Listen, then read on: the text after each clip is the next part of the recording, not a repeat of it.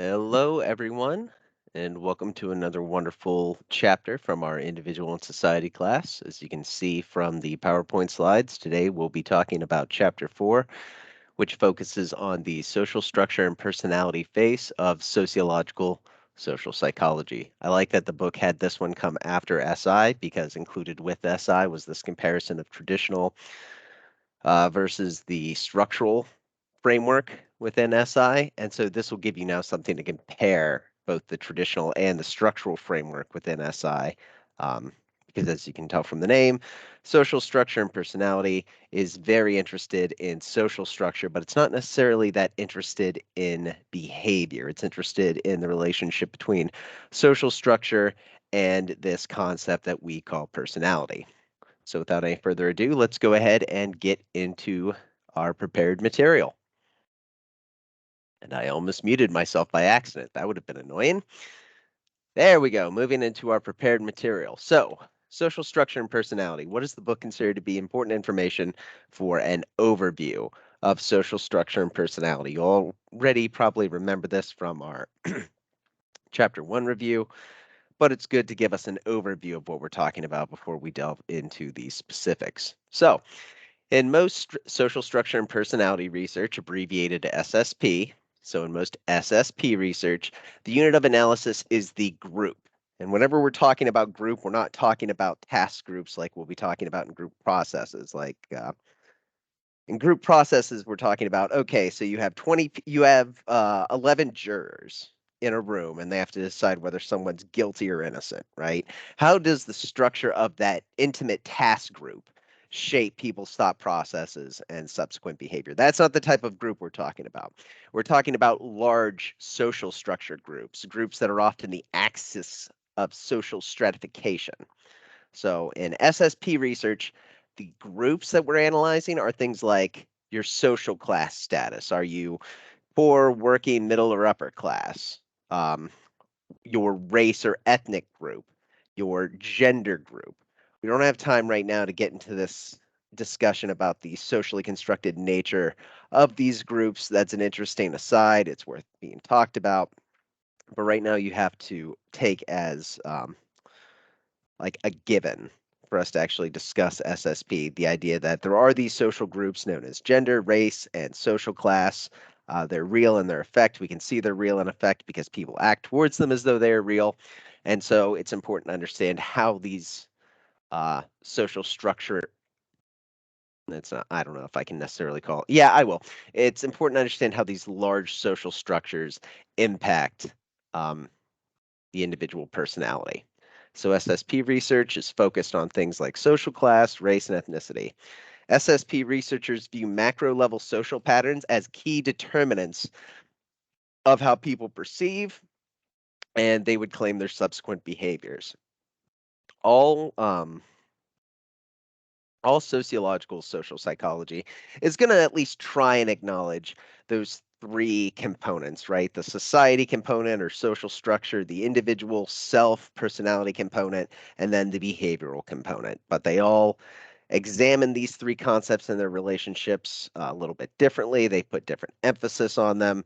And I would say that within social structure and personality, the emphasis is really placed on the relationship between social structural patterns, such as these axes of stratification known as race, gender, and class, and how they pertain to the formation of an individual's personality, with it then being taken for granted that personality in turn shapes behavior.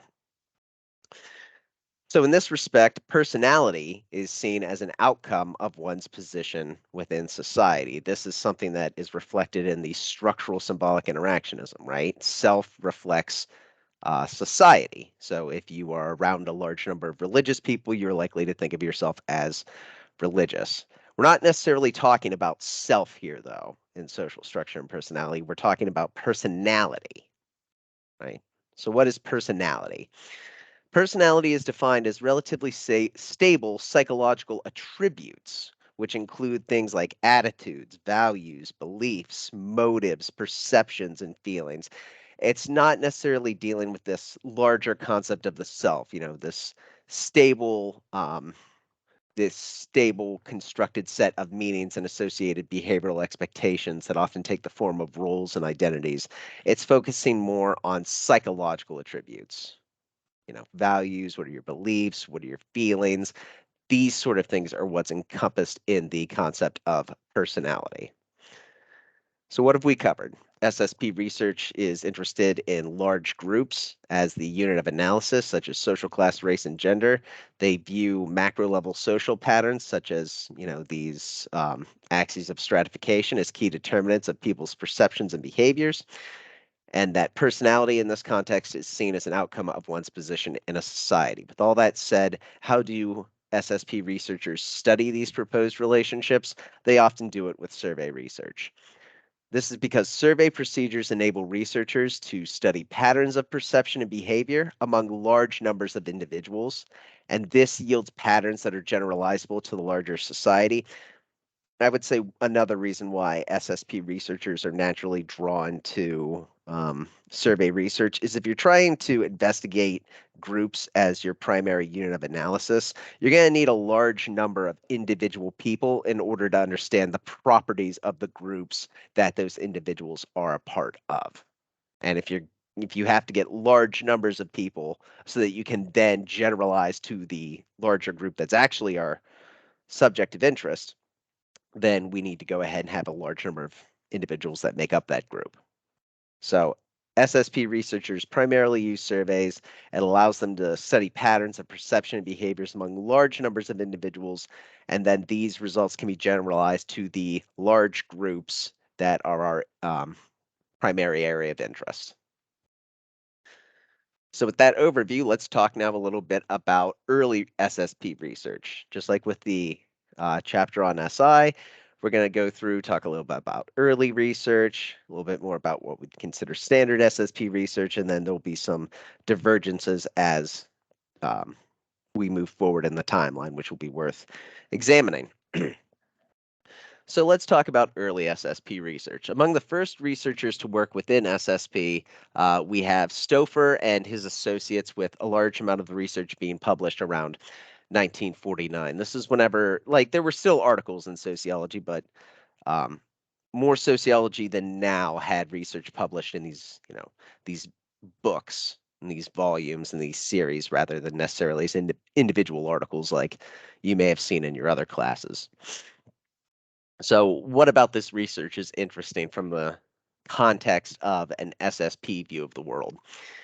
Well, these researchers, what they were doing is they used survey methods to study perceptions and attitudes of military personnel during World War II. So let's think about this, right? We're in World War II, or we're immediately after World War II. Huge amounts of resources have been dedicated to the U.S. military to engage in this armed conflict. Because of that, there's a real incentive for the government and the military to understand ways to improve efficiencies within their military, right? A military really wants to be efficient because the military that is more efficient is going to have an edge whenever it comes to actual combat. And since the military is composed of many individuals, but individuals located within a relatively structurally stable social environment, it makes sense that we would want to engage social psychologists in studying these groups and studying their perceptions in order to potentially yield useful organizational practices or training regimens or what have you in order to make the military machine operate more efficiently. So they did a lot of research on perceptions and attitudes of military personnel during World War II and slightly after. One of their most well-known findings was the mismatch they discovered between the soldiers' actual objective opportunities for promotion and their subjective assessments of their likelihood of being promoted, right? So you could very easily identify a number of ways in which a soldier's perception of getting promoted is going to have an impact on their behavior, and their individual behavior will have a knock-on effect on those around them and the overall operation of the military machine. So one of their most well-known findings was there was this mismatch between soldiers' actual rates of promotion, their opportunities for promotions, and their subjective assessments of their likelihood of being promoted. So there's this dissonance between the soldier's belief and the actual reality that would then happen on the ground. So paradoxically, soldiers in the military police, a branch with a relatively low rate of promotion, were more optimistic about their chances for upward mobility than individuals in the Air Corps, a division with relatively high promotion rates. So if there is this pattern that they're finding, right, that the military police, there's a lower degree of dissonance between perception of possible promotion and actually receiving a promotion or actual opportunities for promotion, then there's likely something structural going on within these groups that is causing this degree of dissidence. Finding out what that is means then you can then implement solutions or strategies to change the level of dissonance experienced by soldiers in the various military branches. Well, Stauffer, Stouffer, Stouffer et al. Explained their counterintuitive findings here using the concept of reference groups, right? Reference groups. So, what are reference groups according to Stouffer? Reference groups serve as standards for comparison when people evaluate their personal characteristics and experiences.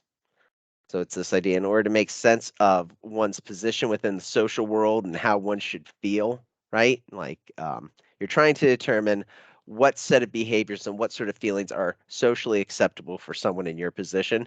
In order to do that, you need a group to make reference to so that you can then evaluate your own thoughts, your own feelings, your own actions, your own position. So individuals, they found, typically select reference groups based on contextual factors. And this normally means, although it doesn't always have to be, that reference groups are often groups that we belong to. It doesn't have to be. Like you can make reference to groups that you don't necessarily belong to. However, it's easier to make a group that you're a part of a reference group because you have regular contact with that group. You're able to talk more to members of that group. You're able to really understand that group a little bit better than with groups that you're not a part of just due to lower rates of contact. So Stouffer et al. Found the mismatch in objective and perceived opportunity occurred because individuals were using their own branch as their reference group when assessing the likelihood of advancement. So the mismatch between the actual structural opportunity for promotion and the individual's perceived opportunity for promotion was a result of individuals using their own branch as a reference group. So in the low promotion branch, the military police, most of the soldiers' coworkers had not been promoted. As a result, they believed they were faring as well of others as others and were optimistic about their own chances for advancement. So if you're in the military police and you're looking around, you're likely, because you're around other military police members, you're more likely for the military police to be your reference group than, say, the Air Force, because you're just not around members of the Air Force nearly as much. So in the military police, not many people would get promoted. There were very few opportunities for promotion, which means if you are in the military police and you're looking around at the people that, are working at desks beside you and you realize, wow, of the 10 people in this office, no one's been promoted in the last 6 months, right? So you're likely to assess that your own chances for advancement are at least as good as everyone else's, right? In the high promotion rate branch, the Air Corps, soldiers thought they were lagging behind other people despite their objective opportunities for advancement. They were experiencing something called relative deprivation. I'll talk to you about what that is here in a second, but let's go through this again. So in the Air Force, this is the one that actually has higher rates of promotion, more opportunities for promotion. So you're sitting there in the office and you've seen that Jim has gotten promoted and Fred has gotten promoted and Frank has gotten promoted. You're going to start thinking that you're lacking behind in your ability to get promoted, that your options for getting promoted are reduced because you're seeing other people constantly getting promoted and you've not been. But really, it's just uh, the cycle hasn't come around to you necessarily, but because you're using the Air Force as your reference group and you're constantly seeing others get promoted, it causes you to believe that you yourself, because you haven't been promoted, have fewer opportunities for promotion. So, what is this idea of relative deprivation that I mentioned whenever I brought this point up? Relative deprivation is something that results from the perception that one is less well off than members of your reference group. So, these members of the Air Force, because they saw other people getting promoted when they weren't, and again, it might not be because they were doing anything wrong. It just might not have been their time yet, or they joined a branch where where promotions are common, and so people who've been there longer are likely to, get promoted, and you're likely to see them get promoted. You feel as though you are doing worse than everyone else in your reference group, which in part is just due to a limited frame of reference. If you had been there for 12 months, 6 months, 12 months, 24 months, 36 months, you would have had more time to see that people get promoted relatively fast in this branch, and you yourself would have been likely to receive an advancement of some kind. But relative deprivation, it's something that results from the perception that one is less well off than members of the group that you are considering your reference group, the group that you are comparing yourself to. So earlier on, I was talking about stratification, right? I was mentioning that these large groups, they're not necessarily task-based groups. They're groups that are society spanning and often serve as an axis of stratification, an axis of inequality. Let's expand on that a little bit more now. Let's talk about social stratification and its consequences. So in the 1950s and 60s, sociological social psychologists became increasingly interested in how stratification affects the individual. You can see this across many of the phases of sociological social psychology. It was a little bit later, but it was even around this time where interest in structural symbolic interactionism started to emerge because as a large field, we became interested in this idea that the outcomes of individuals and the character of individuals is partially shaped by systemic inequalities in society. Sociologists that aren't social psychologists have been examining this for a little while, right, in many ways. Now, social psychologists are becoming more and more interested in it in the 50s and 60s, particularly in terms of how it affects the individual and the individual's thought processes and the individual's personality.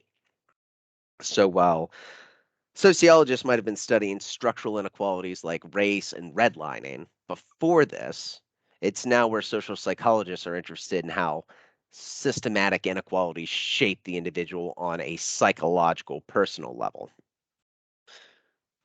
So, with that said, it's unsurprising that most contemporary studies in SSP take stratification as their starting point. They are drawing upon existing research that shows, yes, there is systematic stratification and resulting inequalities across society along various group axes. We find that there are stable, systematic inequalities in terms of gender, in terms of social class, in terms of racial group designation. SSP takes that as a starting point. It doesn't necessarily have to prove that those inequalities exist. It's relying on other research that demonstrates those inequalities exist.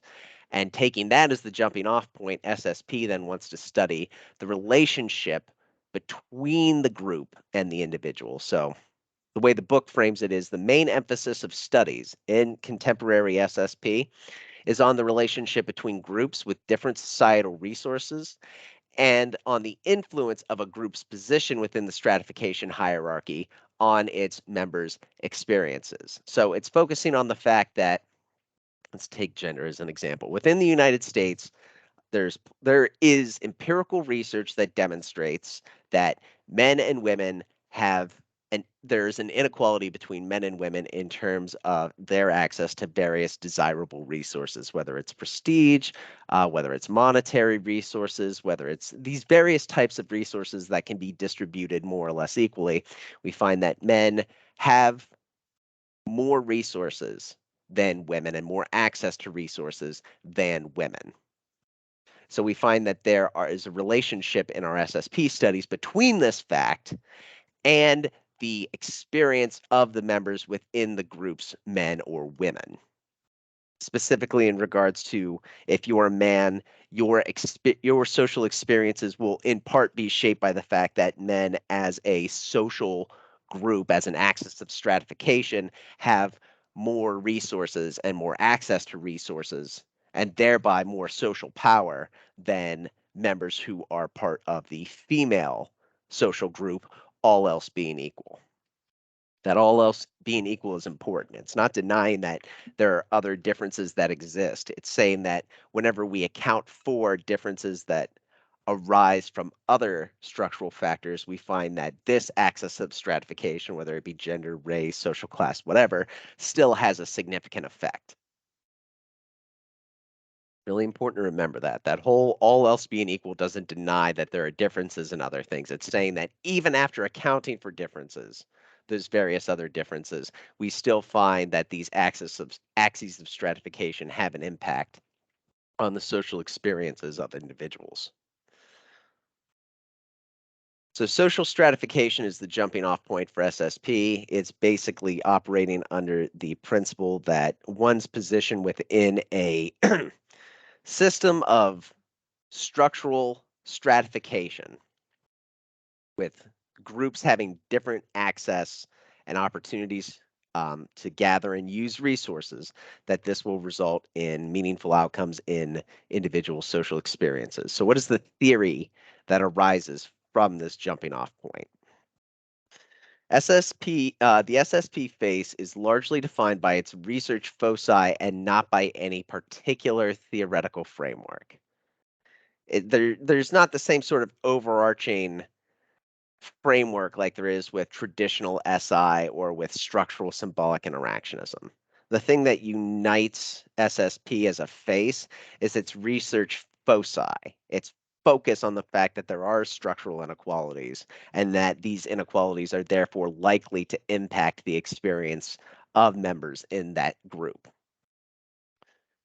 As such, sociologists working within SSP use a variety of social psychological theories to explain social behavior because SSP is not operating within a single theoretical framework, and so it's going to be drawing upon a number of social psychological theories in order to examine social behavior and how it is in part shaped by um, social structure.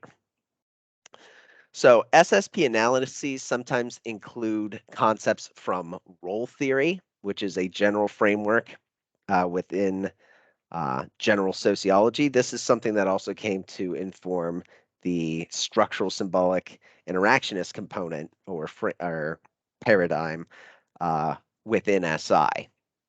So let's clarify this a little bit more. What is role theory? Role theory provides researchers with a set of concepts that draw attention to the social expectations associated with various structural positions and to patterns of behavior at the macro level. The difference with SI is that it's not really trying to understand how individuals use these structural meanings to then form expectations for immediate behavior.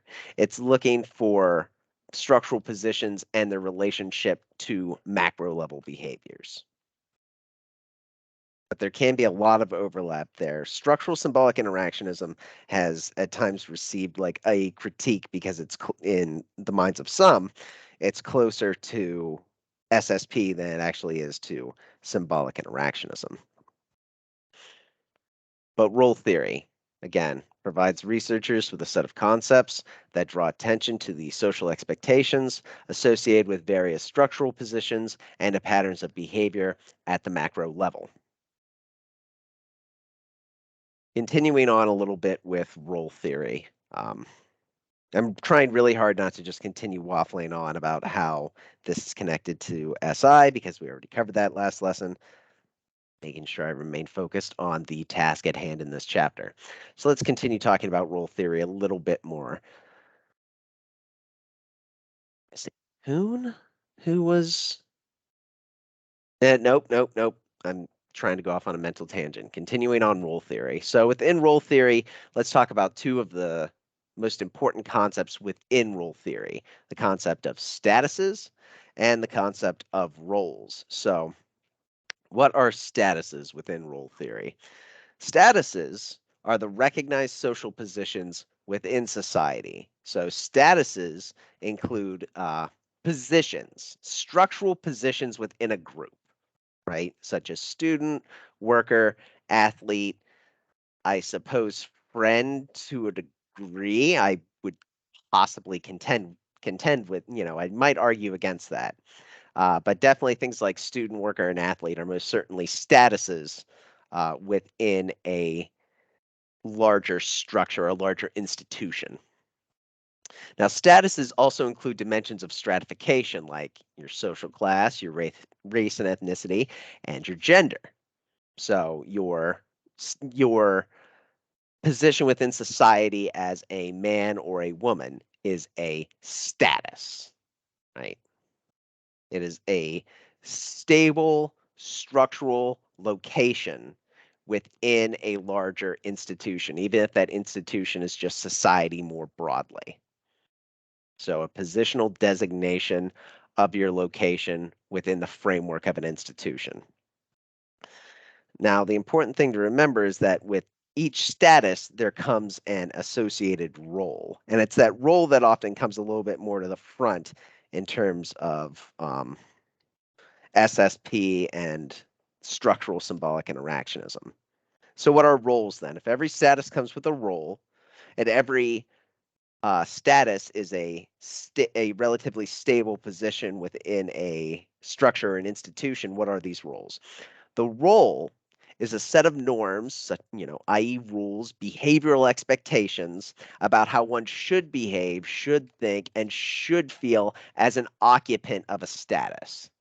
So if I occupy the status of man, then with that status come a set of is a role that I feel as though I need to play in interaction and in my own internal life. Because I occupy this status, I also have the role associated with that status, and that role is my internalized expectations of how I should behave. I have meanings associated with this status, and because of that, I have role expectations of how I should behave based upon what the status is. So the role expectations attached to statuses are shared among members of a society and put constraints on individual behavior. For example, when individual occupies the status of student, there are certain expectations about how they should act. Following the rules, behaving according to role expectations results in positive feedback. Violating role expectations often results in negative sanctions from others. So again, the idea is that I have all the possibility in the world of how I could behave, but I want to make sure that the interaction goes off well. Therefore, I'm trying to look for stable clues on how I should behave in various relatively stable situations. Through social interactions and meaning sharing, I come to realize that with a certain structural position in an institution, with each status, there are role expectations of how I should behave, with the understanding that if I follow the behavioral expectations, that I will at least have a neutral outcome, ideally a positive outcome. And if I violate these expectations, I'm likely to receive some sort of negative feedback. Traditional symbolic interactionists would point out, right, that it's important to remember that roles are never perfectly understood. Some roles are more easy to understand and comprehend than other roles. They're less likely to have potential sources of conflict with the meanings and expectations included within the role definition. But that's not the focus of SSP research. SSP research is just interested in the fact that roles do exist and that they shape behavior and that these roles emerge from larger, stable social structures. And as a reminder, why is this beneficial? It's not beneficial because it helps us, you know, have an expectation of how others expect us to behave. It also gives us an expectation of how others will behave towards us. It takes the social world, which includes all possible ranges of behaviors and boils it down to a simplified understanding of a very limited range of things that are likely to occur in an interaction based upon the roles that each interaction partner brings to the setting. So, unsurprisingly, roles often define many of our daily activities and interactions, both the content of those interactions, so how you interact with someone, but even whether you would interact with someone at all. If you possess a certain type of role, part of that role's behavioral expectations is that you do or do not interact with people holding um, other statuses and other roles.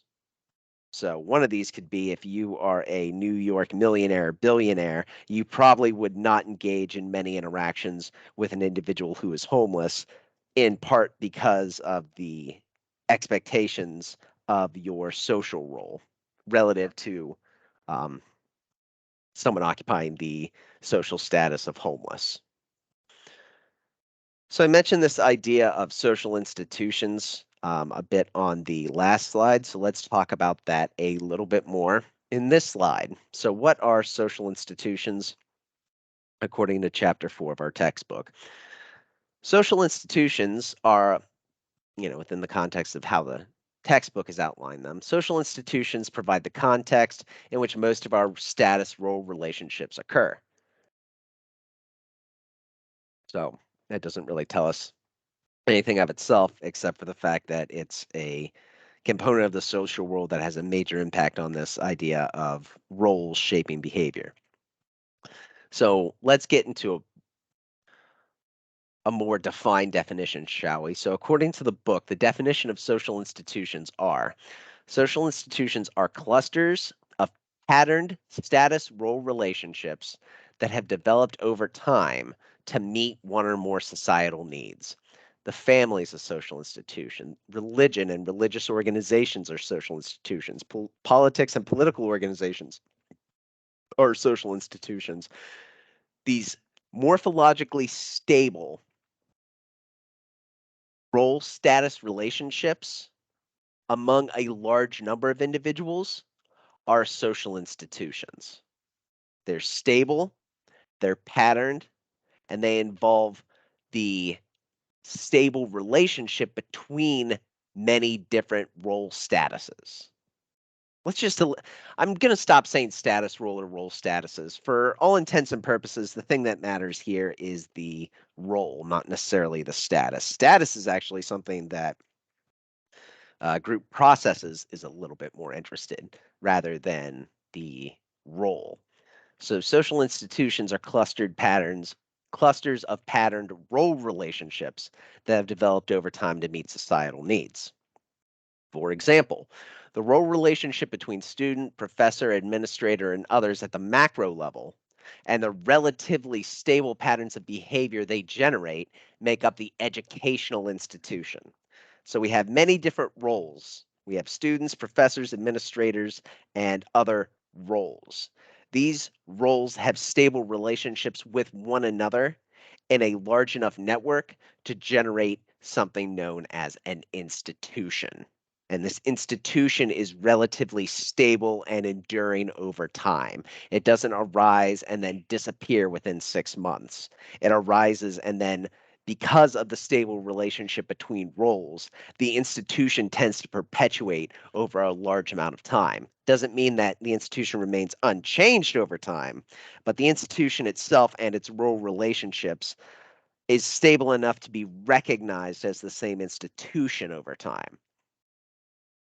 So within this example, the institution of education serves the function of teaching individuals the knowledge and skills they need to function within society and the workplace. It's also interesting to note that education plays a role in reproducing the class structure within society. So this brings up the idea that there are often interlocking relationships between institutions. So the institution of education, because it has an effect on shaping who successfully completes their education, who even begins a formal education, um, and all these various sorts of outcomes that in turn has an impact on the class structure of society, which itself is an institution. So your relationship within one institution can have an impact on your status and associated role within another institution. Right? If we have to differentiate, remember the status is more the position, the role is the behavioral expectations and meanings that come with holding that status. So there's this idea, right, that's naturally introduced here, which is that because there are many institutions and because many of these institutions interlock, you can encounter a situation known as role strain. So what is role strain? 'Cause remember, you're not just occupying a single status within a single institution at any given time. You're occupying many statuses within many institutions at all times, with some statuses and their associated roles being more or less relevant depending upon various contextual factors. So accepting that individuals have a self that is composed of many roles because they occupy many statuses, we have this concept of role strain. Role strain occurs when individuals have difficulty meeting their role obligations. You're not just occupied with a single role in your life, you have many roles that you have behavioral expectations to meet. And for various reasons, it can become difficult to meet the behavioral expectations of one or more of these roles. So, that's fine. Why was I constantly bringing up the idea that you occupy many different role positions within various institutions? That's because in terms of role strain, you having difficulty meeting your role obligations, this can arise due to intra-role conflict or inter-role conflict. Intra-role Intrarole, if you're just listening to this, intra-role conflict occurs where the roles associated with a particular status are in opposition. So intra-role, you need to study for an exam, but your roommate wants you to go out with them instead. You have roles associated with a particular status, but they are in opposition. I have a single status, right? My status is student. Now, as student, I have my co-student who wants me to go drink with them, but I also have the more general role expectation, maybe, the student teacher role relationship where there's this expectation that I should study for an exam. Within a single status, I have a conflict in how I should actually successfully engage in the behavioral expectations of my role. Intra-role conflict is that. Inter-role conflict, Interrole, inter-role conflict occurs in situations where the roles associated with more than one status conflict. So before it was, I have the student status, but my behavioral expectations of how I should act on a given Friday night are unclear because I have the expectation that I should go out and drink with my friends because I'm an undergrad student and they're undergrad students and this is what undergrads do. Or I have this expectation that possibly from my professor that I should stay in and study because studying and getting good grades is what students are supposed to do. I have an inter-role conflict. Inter-role conflict is where I have more than one status.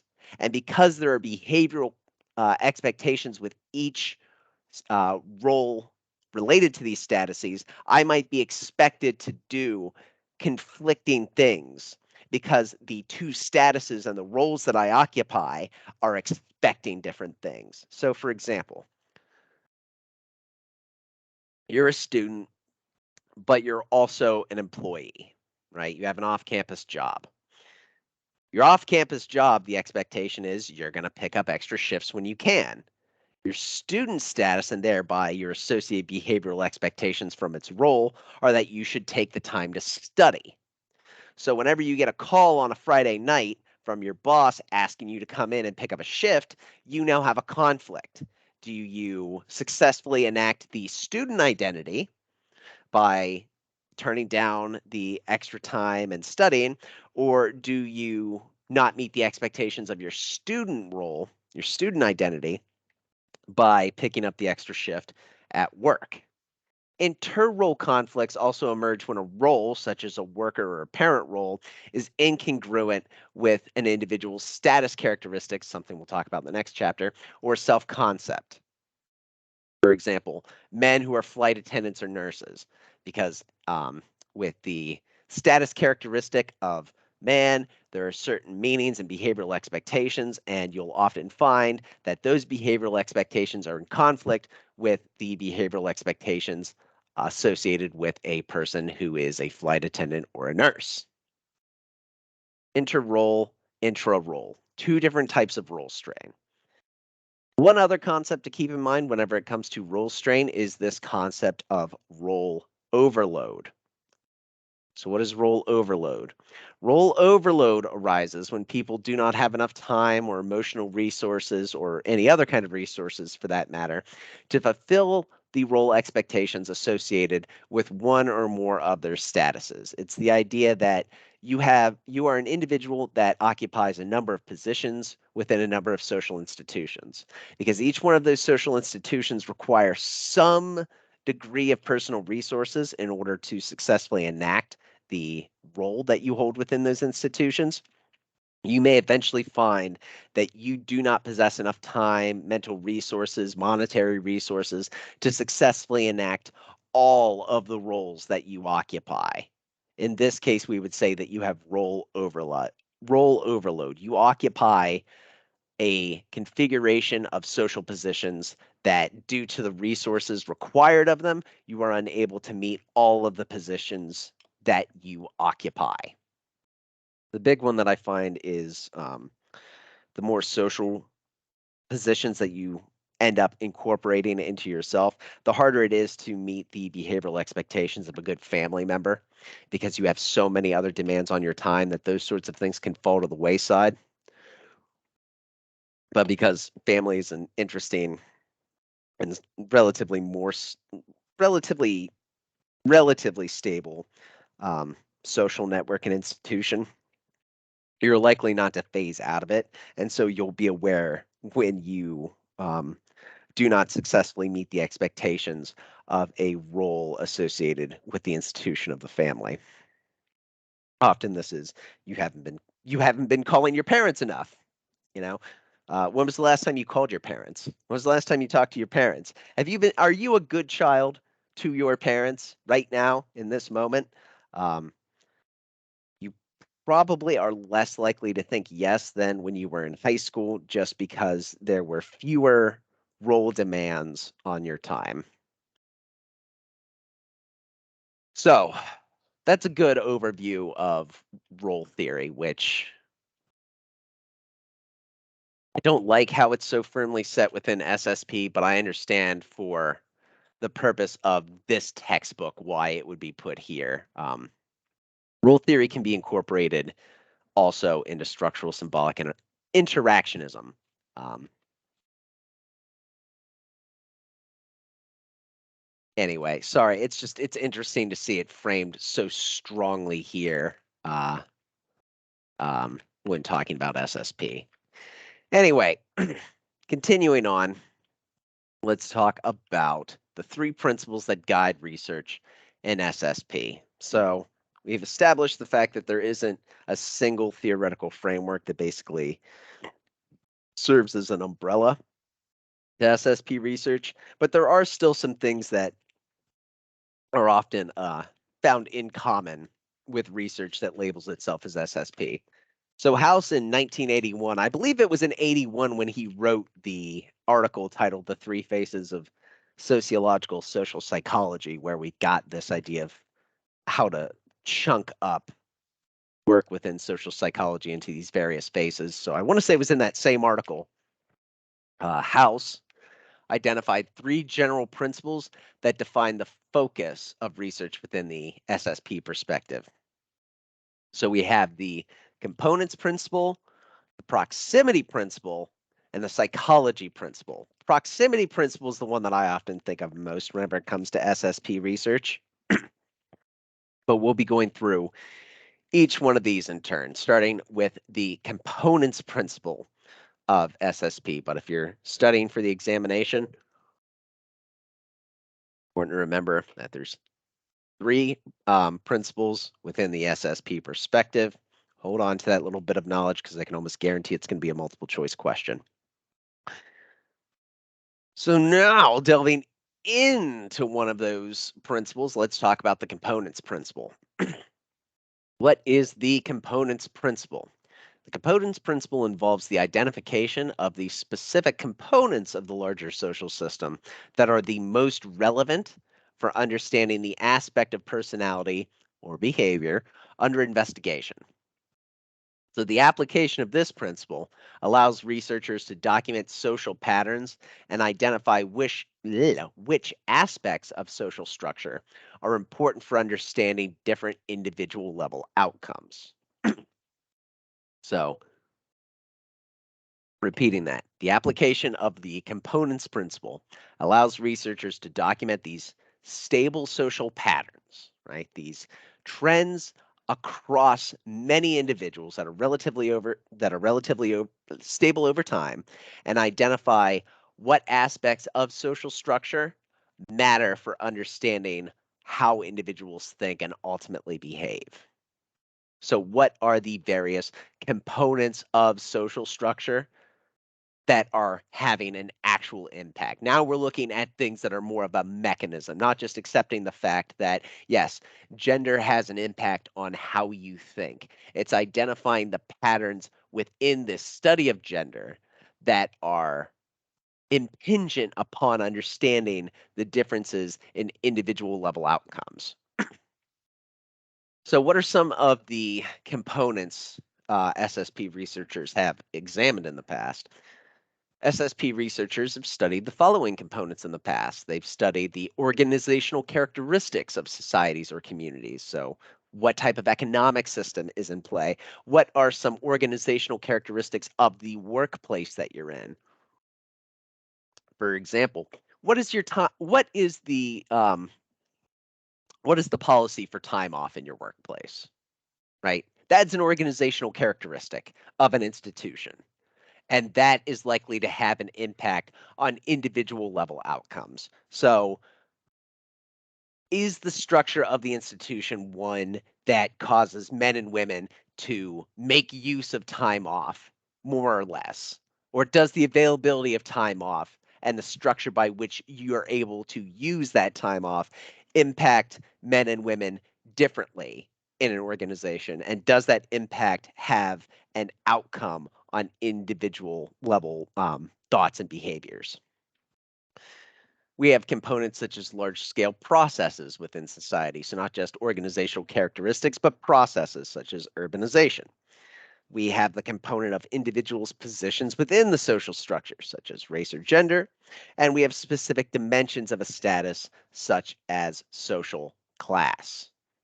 So, whenever we're talking about components, we're talking about what are some of the elements uh, of this larger society or this larger institution that individuals are nested within. And specifically, we're trying to identify elements of that larger institution that we can then demonstrate do have an impact on the individual. It's not enough to just say being part of the educational institution has an impact on you on how you think of yourself. That's not enough. We need, and ultimately how you behave. That's not enough. What we really need to know is what are the principles, elements, components, uh, building blocks of this institution, and how do those specific things shape individual outcomes? So, components is us just breaking institutions down to their building blocks or the things that help make up that institution, understanding how those impact individual outcomes. The proximity principle addresses the ways the broader social structure affects us through more proximate, by which we mean immediate, life conditions. So it directs our attention to the meso level phenomena. If macro level are society spanning systems of stratification and inequality like gender, race, class, etc., And micro level phenomena are the kind of things that occur within the individual, within the self, how you perceive things, how you think of yourself, your understanding of what expectations are being called forth. The meso level is the best way to think of it is your immediate social context, right? I may be a student in an institution. So thinking of myself as a student would be micro, being a part of a school would be macro. However, being in a specific classroom with specific others would be more meso. So the proximity principle is talking about how do those things that are actually proximate to us in interaction within an institution, how do those shape outcomes? So Meso often refers to things like people's social networks, which include their family members and friends, and the term social network is often used to refer to people with whom we interact on a regular basis, often in the context of particular institutions such as the family.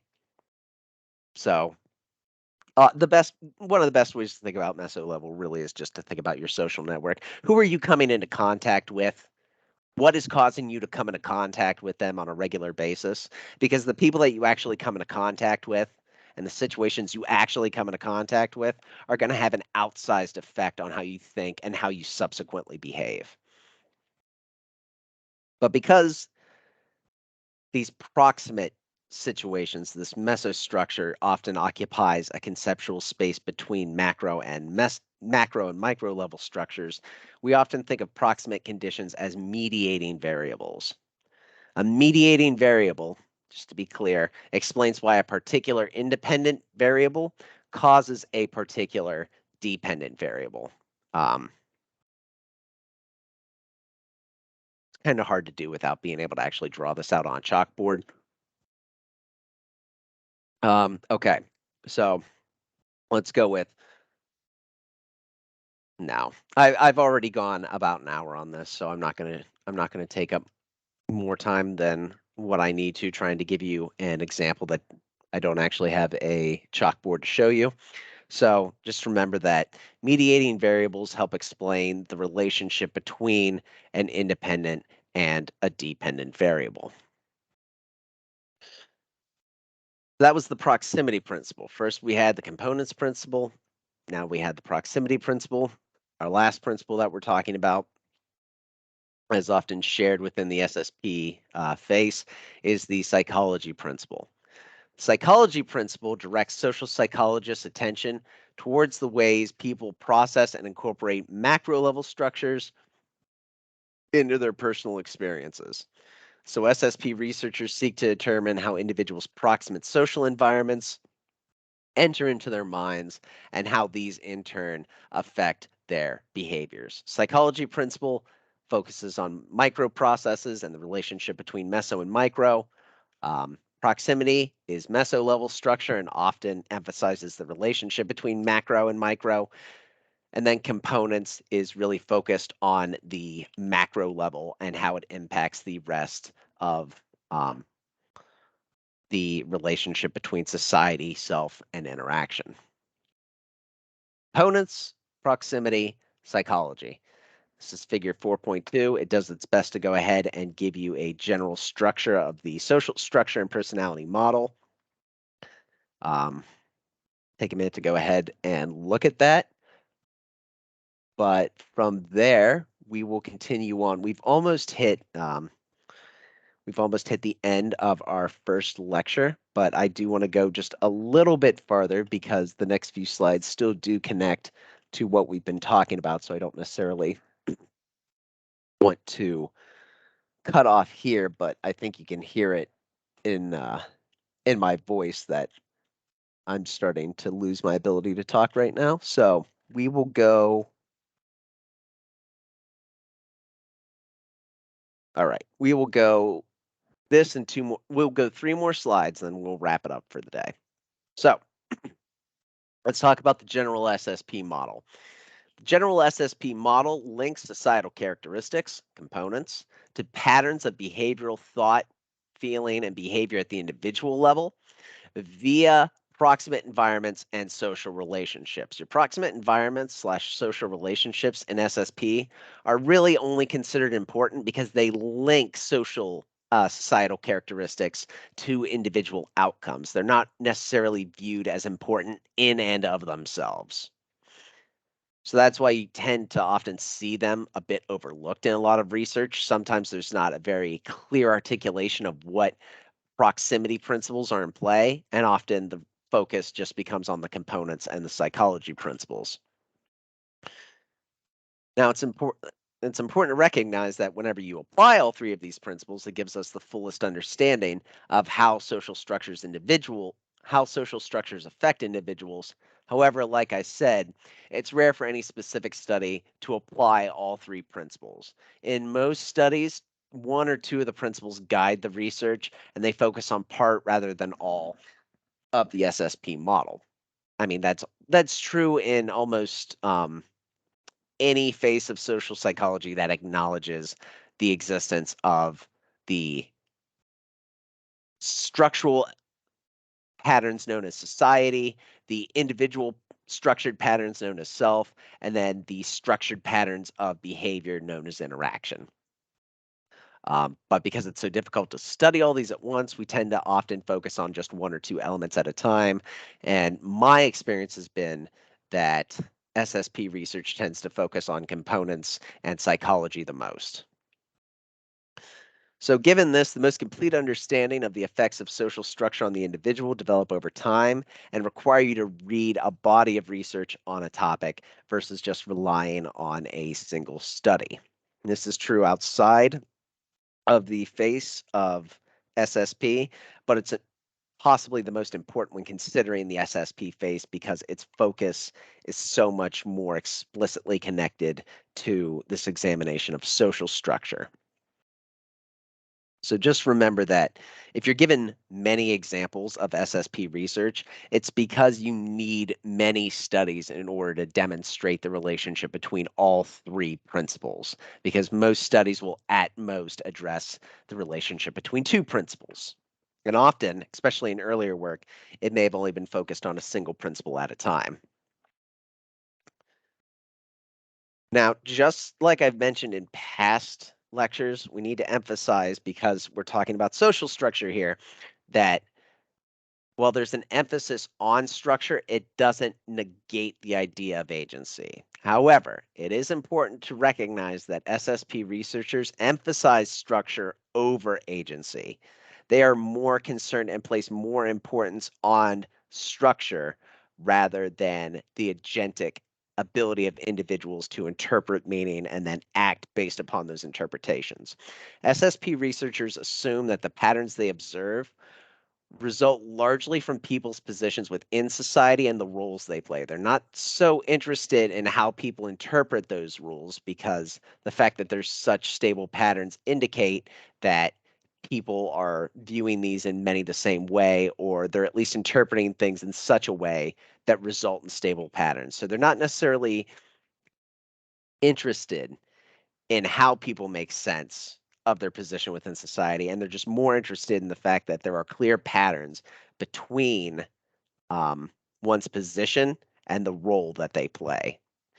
So SSP researchers assume that these patterns of behavior are not caused by idiosyncratic preferences or reactions of particular groups.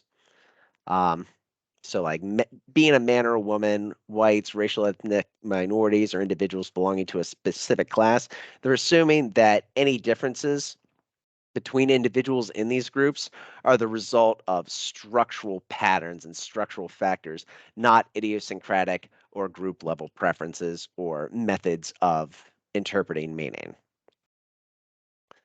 Now, SSP researchers do acknowledge, right? They do acknowledge that the relationship they observe will apply to most members of a target group, but not everyone. This is one of the most important things to understand whenever you're studying social structure, not just in SSP, but in any research that is examining social structural factors and how they are impinging upon the life of the individual.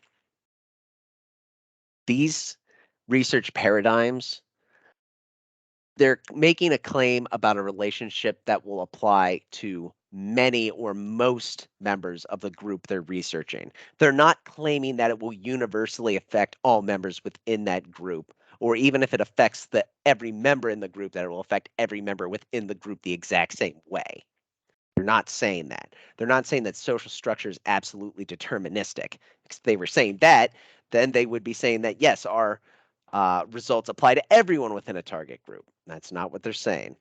They're saying that on average, our results are indicative of what will be happening for the average person in this group. The effects of social structure on individuals is viewed as probabilistic. It is probable that if you are in this group, that you will act in this way.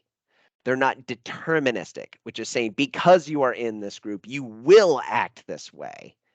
It's saying because you're in this group, there's a higher likelihood that you will do such, especially when compared to someone in a different group. SSP research can determine which status characteristics likely lead to a given outcome, but because of the complexity of social life and because, as Bloomer would indicate, that individuals still have to interpret the meanings in a situation to then determine what behavioral uh, outcomes are called forth by expectations in meaning, there will always be some variation from the overall pattern of behaviors because individuals still have this agentic component of the self. SSP research doesn't view that as a problem. It's not trying to be perfectly deterministic, and it doesn't need to be. It just needs to show that its research is probabilistic, that it can show that its explanations do a good job of explaining how the average person in a group will often behave. Because if we have that, then we can have a better expectation of how social life will unfold. And from that, we can develop interventions to ideally change how those interactions unfold, reducing inequalities and so on in the process. Okay, so this is the last slide I want to show you. It's setting us up basically for the second half of this lecture, which I'll release in a day or so. So what does prominent research in SSP focus on? In the absence of any overriding theoretical framework, it is houses three principles: components, proximity, and psychology, that define social structure and personality as a distinct face of sociological social psychology. So studies within SSP are often categorized by the context or setting they focus on. Most contemporary work focuses on the effects of stratification, component of society, on psychology and behavior. Skipping out the middleman, the proximate, most research is focused on the relationship between stratification and individual outcomes.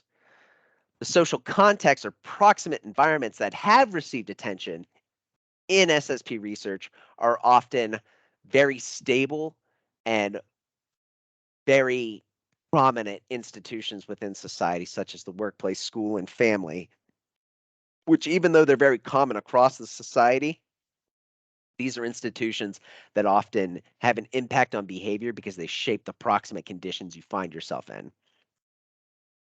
And then finally, many analyses within SSP examine multiple social institutions, highlighting how your position in one institution and the components of one institution are interrelated with the components or the outcomes of another institution. So again, there's this focus on the structural side with less interest in the meso side and also less interest in the means by which people interpret the situation. Honestly, like whenever we're talking about the psychology and behavior, we're not necessarily talking about how you think of yourself and the process by which you think of yourself. We're just accepting the fact that there's a way that you think of yourself and, that this will dictate behavior. All right, everyone. Well, thank you for joining me for the first part of our review of Chapter 4. I will see you in the next one, and let me know if you have any questions in the meantime. Thank you all for your time today.